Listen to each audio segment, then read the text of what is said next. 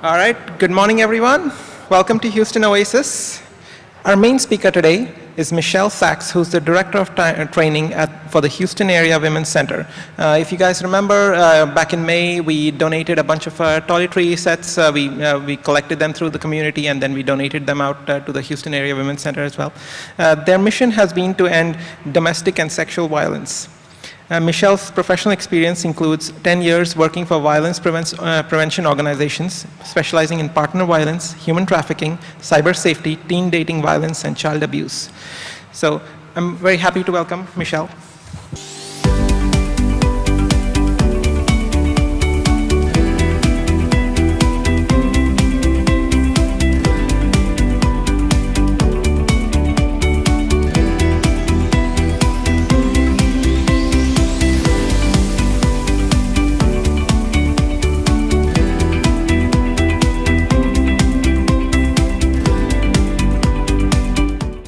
Good morning, everyone. Like you said, my name is Michelle.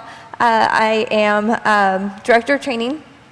So I'm typically out in the community working with our professionals, talking about interpersonal violence and sexual violence. I'm also a reserve deputy with the Harris County Sheriff's Office.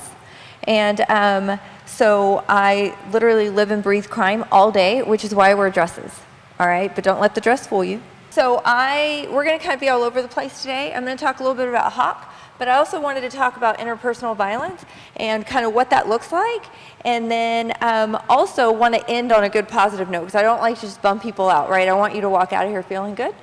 So we're going to talk about like how you would even respond to it. It could be someone in your life. It could be someone in just your life line of business.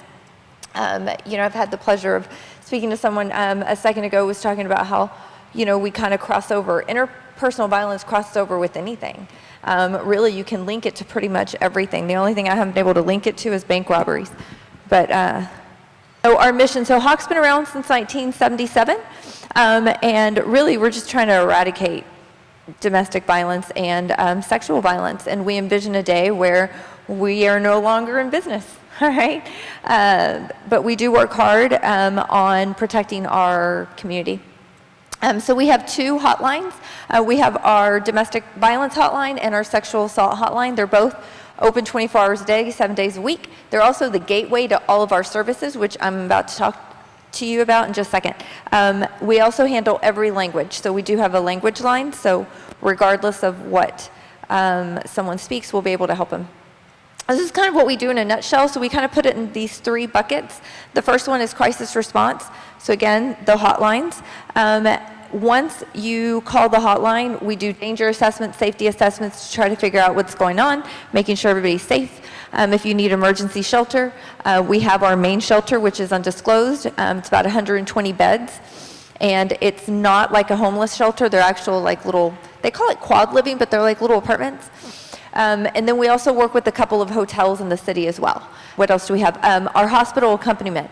If someone ends up in the hospital because of domestic or sexual violence, the hospital will call us, or sometimes like the forensic nurse will call us, and we will send out an advocate, okay? And they're typically there within about 30 minutes. And that advocate will stay with that victim survivor for as long as they need. They will help support the family, friends, whoever's there. Again, we do the danger assessments, safety assessments right there on premises to see, okay, so once they get out of the hospital, do they have a safe place to go?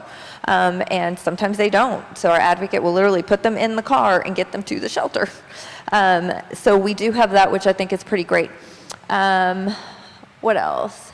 So that's kind of our crisis response. Then we have survivor empowerment. Not everybody needs emergency housing, but you still need some housing. So that's probably one of the biggest departments that we have. We also have counseling services. We have individual and group counseling services, career development, financial empowerment.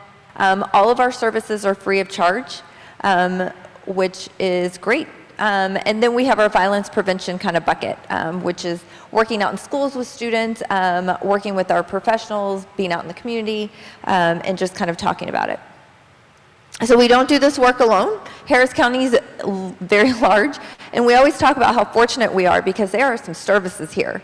And so it is really nice to be able to collaborate and work with the city as a whole, or really the county, so that we can help. So these are the things I kind of mentioned that we were going to talk about And then I always like to take a moment and say, take care of yourselves. We do understand that domestic violence is very prevalent, and we always assume that there's survivors among us.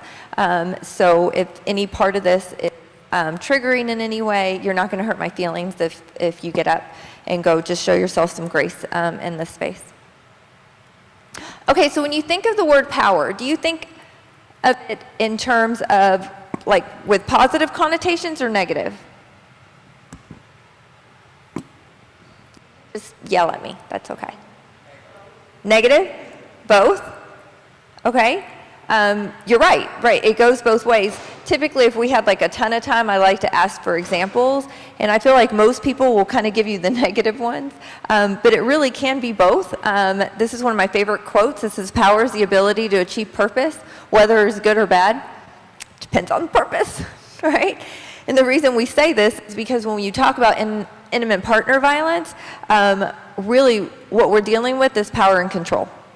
Okay, and when you look at these different forms of violence here, they're all interconnected. So whether we're talking about child abuse, stalking, trafficking, sexual violence, IPV, people get so shocked that we work with human trafficking. Like, it's just kind of in there, right? Like if you're talking about sexual violence, it just kind of naturally falls in there.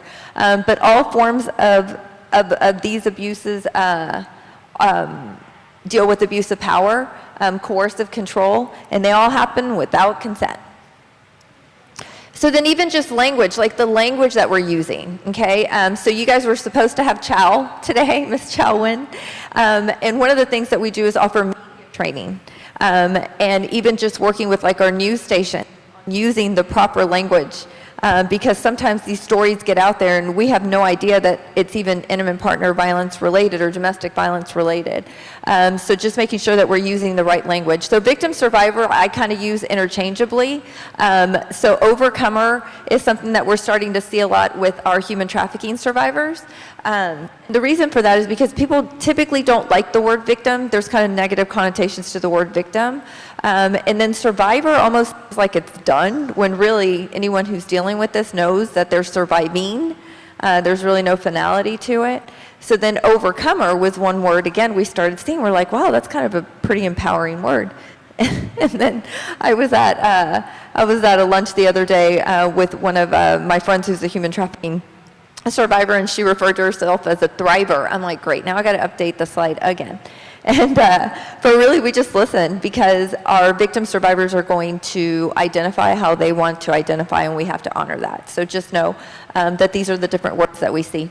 And then a perpetrator is a perp. You'll also see the word abuser, batterer, kind of as we go through, but ultimately they are a perpetrator.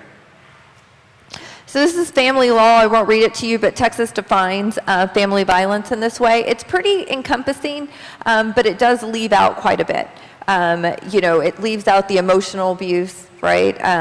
The financial abuse. There's a lot that is left out of our Texas code. So when you look at the CDC definition, they refer to it as a serious public health problem in the United States that can have profound impact, lifelong health opportunity, and well-being. So we know that it impacts a lot more than what just Texas code states. Now, us at Hawk, what we say is that it is a current of terror in effort to gain and maintain power and control over someone else. So who does this affect?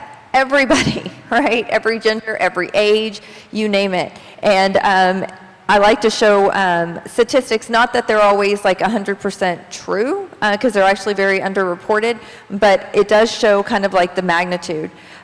We do call it gender-based violence because women are, grossly disproportionately affected by intimate partner violence, which you're going to see here in a second.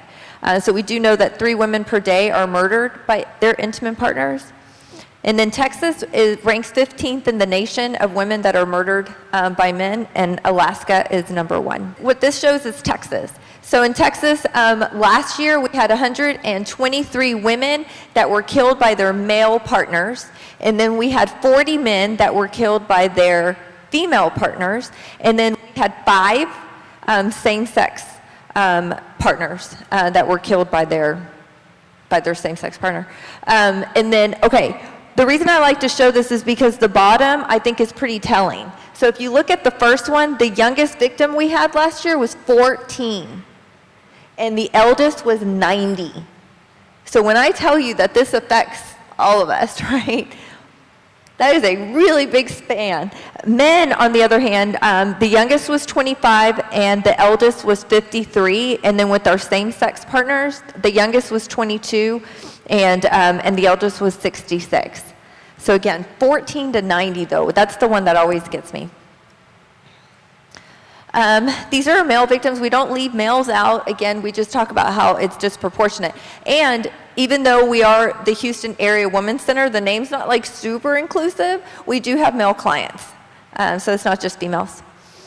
So we do know that males typically don't go to shelters. They typically don't ask for help from different organizations. They'll typically go to their family and friends. Where we do see it is more often than not if there's children involved. And then this is our LGBTQ victims. So again, we talked about that a second ago, that we had 5 that were murdered. And then most of them, and again, I kind of cut this short, but most of them are killed with firearms. That seems to be a big problem too. So it impacts the whole society, all right? So not just the couple involved. It's definitely like a ripple effect. It's the #1 cause of homelessness. Hence why we have shelter and we help with housing. And then the economic impact is huge. It's over like $8 billion like annually. Okay, so in Texas, we had 251 kids that lost a parent in 2019.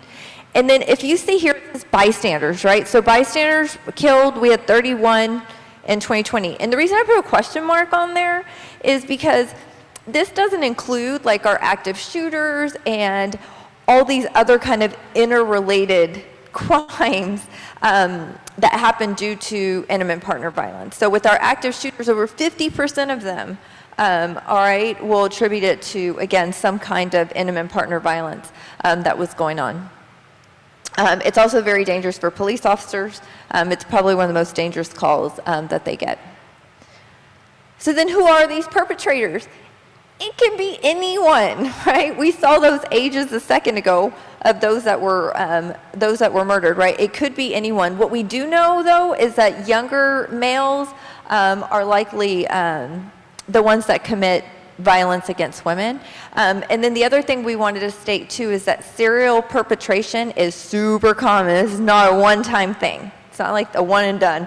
They typically do it to others, and then clearly they do it over and over to the same victim survivor. So then these are some of the tactics that they use. When we think of abuse, we're always really quick to think of like physical and even sexual. But some of these we may not think of as much, right? Like stalking. Stalking's huge. When you look at our statistics, again, most of them are stalked by people that they know.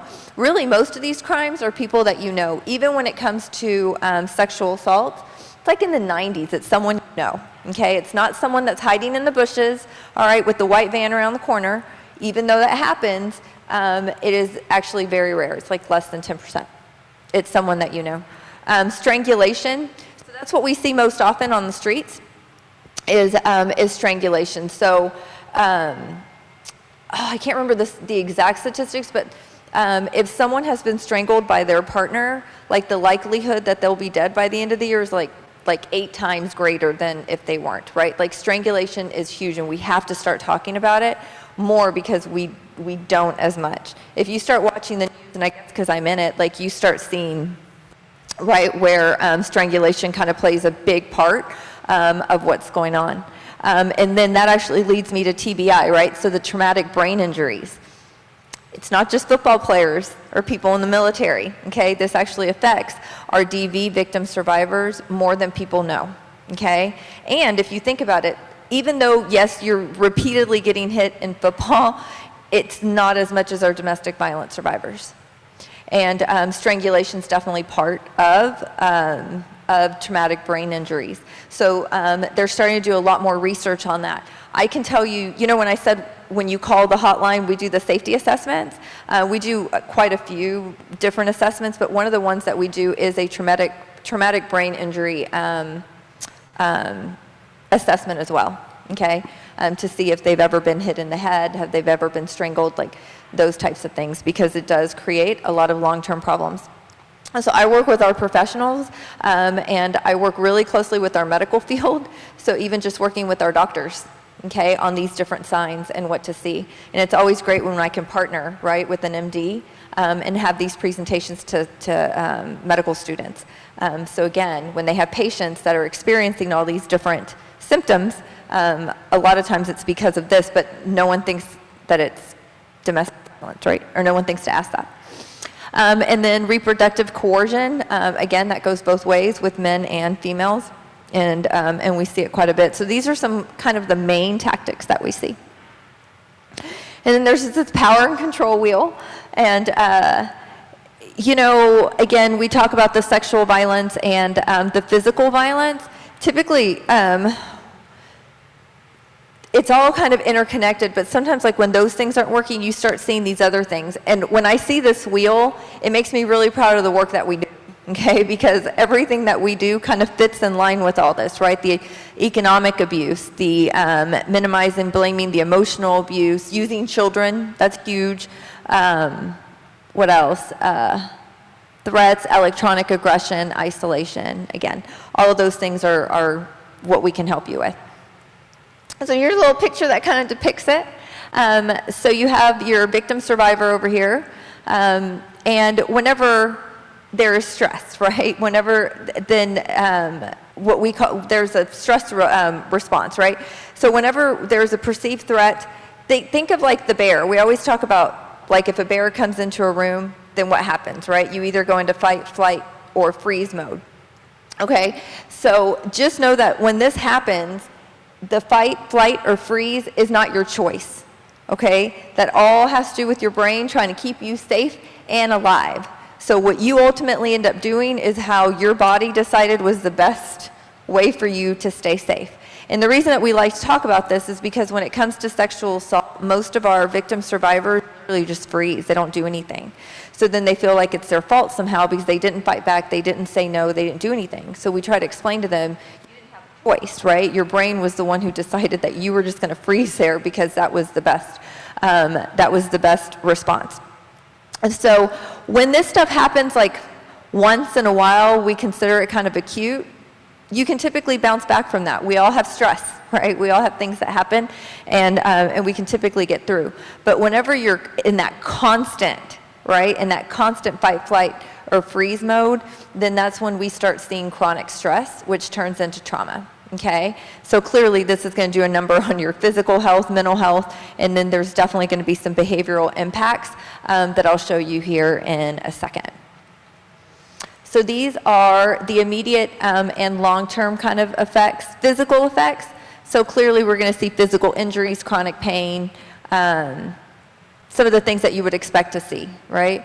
And then the long-term psychological effects are really damaging. So depression, anxiety, attempted or completed suicide, which is part of our safety assessments as well, by the way.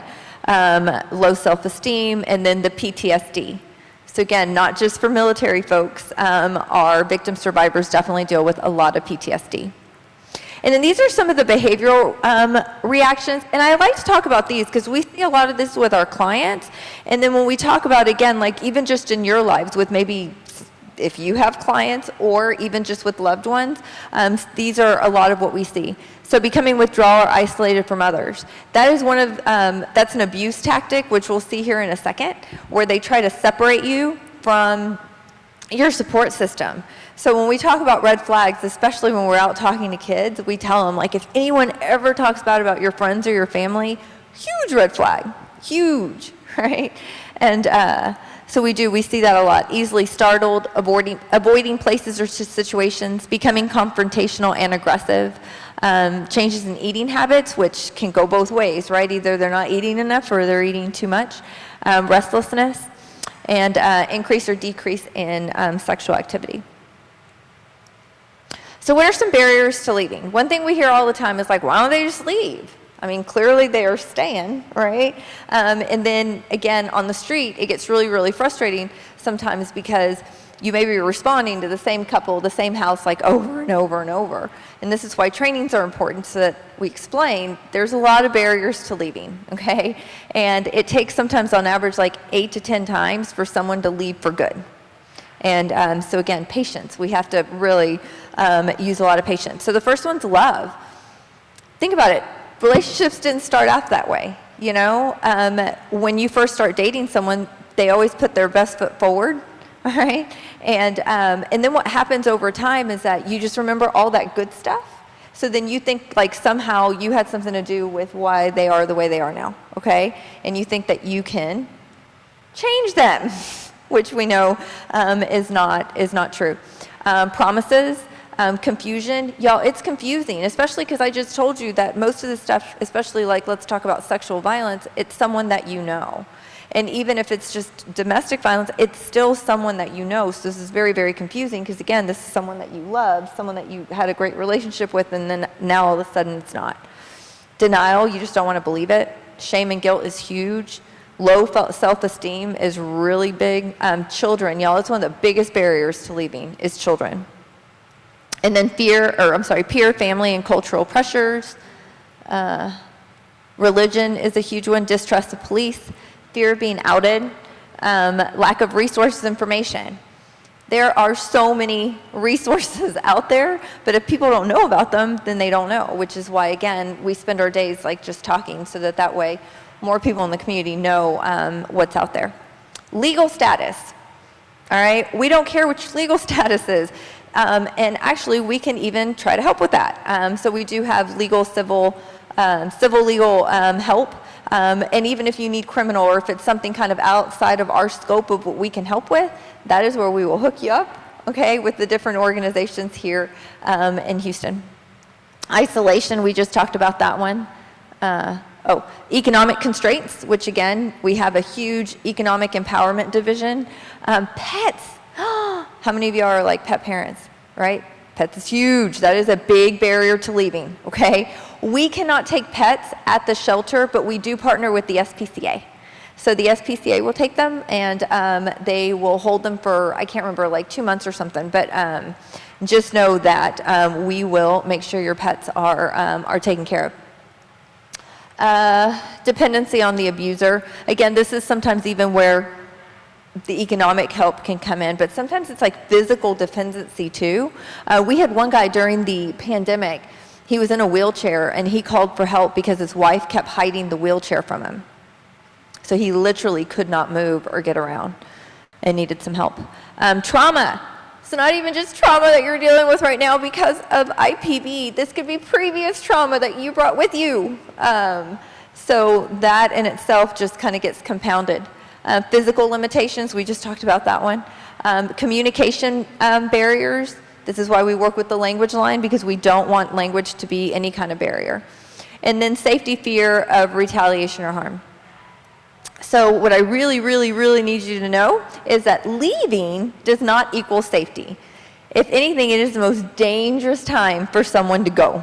Okay, so 45% of our victims had taken steps to end their relationship immediately before they were killed. And then 67% of our victims were killed in their homes, okay? It is dangerous. So if you know someone who is in this situation, they finally had it and they're ready to go, you're like, this is where you're like, okay, that's good, right? But hang on, like, let's get a safety plan in place. So this is when you can call the hotline and we can help you get out safely, all right? We have safe passage, again, we can work with the police department. There's different things that we can do. Just so even with the police department, like I know we do this at the sheriff's office, and I think HPD does it too, where, and I keep forgetting the word for it, I don't know why, but it's almost like an escort service. So like, let's say for instance, like you either need to go get your stuff, okay, or you want to leave, you just have an officer present. They're literally just standing there just to make sure, to kind of try to keep the peace. People feel bad asking for that. Like, don't feel bad. That's what they do, all right? There's no case or, case number or whatever involved. Like, they're literally just there to make sure that you're safe, okay? So just know that those things are available. So, okay, so what do you do, right? So again, we're talking about this, and these are things like I've mentioned. either will come up in your line of business, at work, your friends, in your personal life, you name it.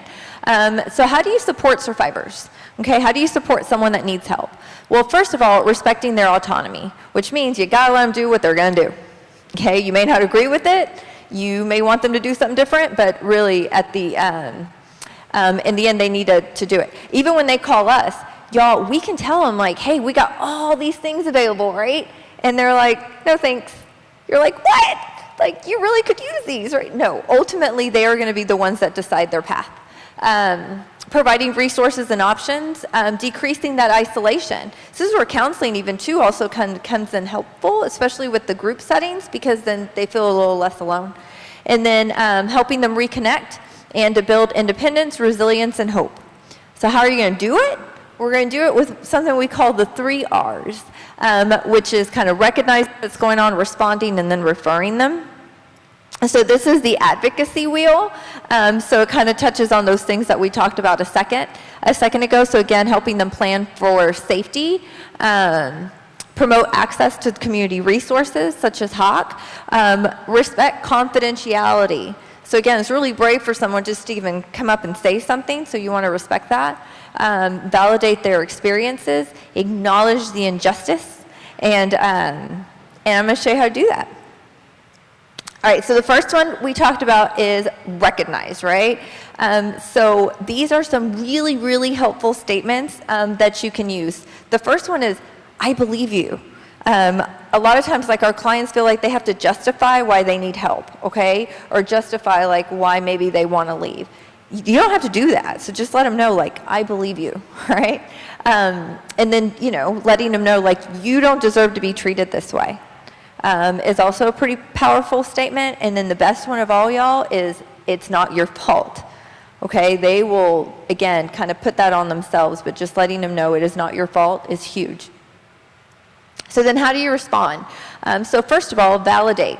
Okay, especially if they're throwing a lot at you, one thing you can do is even just paraphrase, right? So what I hear you saying is, yada, yada, right? It sounds like, and then two, even just putting kind of some emotion words, put some feeling into it. You know, you sound like you may be confused, or you sound like you need some help on what to do next, right? Just so that make sure, A, that you're understanding, B, they feel heard, okay? And then two, you kind of know where to go from there. I'm here to support you, or what can I do to support you? This is important, especially if it's someone in your life and they're constantly calling you with this and you're starting to get frustrated, all right? It's okay just to ask, like, what can I do to best support you? So it's okay to just ask those questions so that way they do feel that you're there. All right, here when you're ready to talk. Okay, so then refer. So this is where it gets a little tricky. If it's someone who's under the age of 18, there's abuse going on, guess what? You got to report it, all right? Now, if it's someone who's 18 or older, they're an adult, right? So even if it is a super duper dangerous situation, there's really not much you can do except, again, support them, let them know that there's resources available, let them know that they don't deserve to be treated that way, right? Those kinds of things. So this is where you see the breakdown. So it's important for you to make decisions that are best for you, right?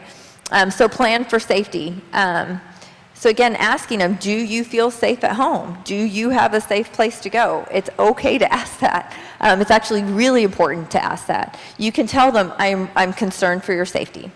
That have like our tip line information and have some of the information we talked about today. Okay, so we are pretty much done. I do like to show this video though. This is a really good video on the difference between like empathy versus sympathy.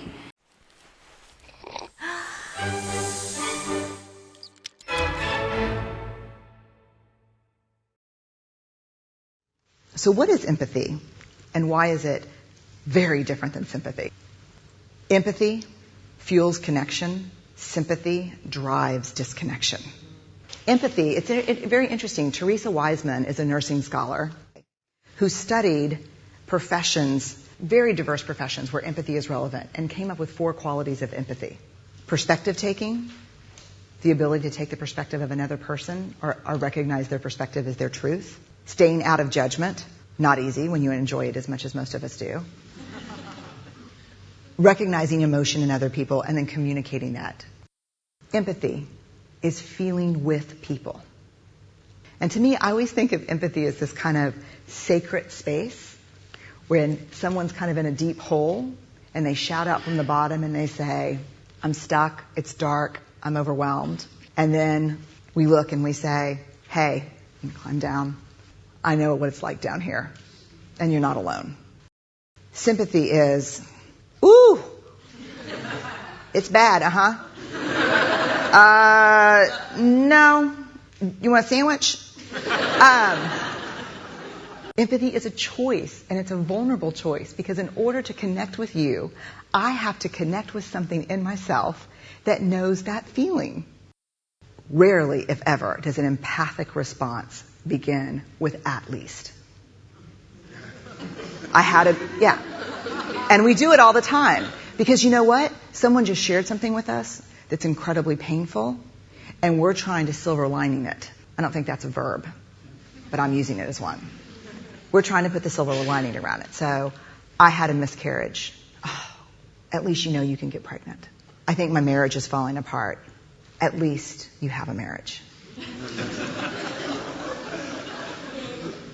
John's getting kicked out of school. At least Sarah is an A student. But one of the things we do sometimes in the face of very difficult conversations is we try to make things better.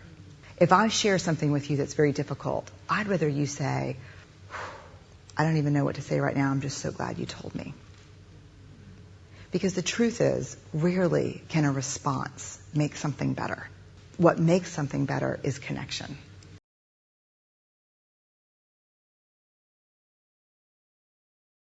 Okay, so these are what not to say, all right? So we talked about what to say. So I'm sorry. I'm sorry is actually, it's kind of the go-to, all right? And we're so programmed on just saying I'm sorry for everything, like if someone passes away or someone tells you something really rough, but that's actually not super empathetic. It's more sympathy than empathy. I understand, or I know what you're going through. Y'all, even if you've gone through something similar, we never know what someone else is feeling, okay? And if they are, again, disclosing or talking to you about something that's really painful or that they're going through, this isn't your moment to tell them what you've gone through, okay? It's your moment to just listen to them so that they feel heard. Don't tell someone everything's going to be okay. We don't know that. We hope so, right? We want everything to be okay, but we don't know that. We're not fortune tellers. We don't know. And then don't tell them Hawk can fix it.